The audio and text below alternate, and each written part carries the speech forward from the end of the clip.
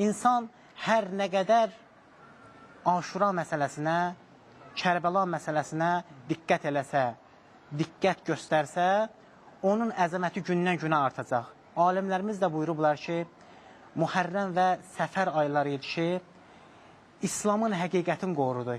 Dini aradan gedməmək üçün qoruyan bu 2 ay, bu 2 aydan möminlərin çəkdiyi zəhmətlər, bu ayda fədakarlıqları, Peyğəmbər sallavatullahın əhl-i beytinin fikrində olmaqları və Həzrəti İmam Hüseyin əleyhissalamın əzadarlığın qeyd eləməkləri səbəb olur ki, Kərbəla hadisəsi unudulmasın. Bu bir nöqtə.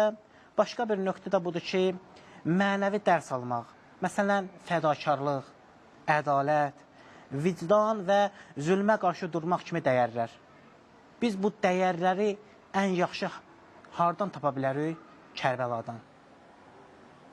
Biz baxanda görürük ki, Kərbəla bir növ zülümün qarşısında müqavimət dərsi keçir bizə, zalimların qarşısında.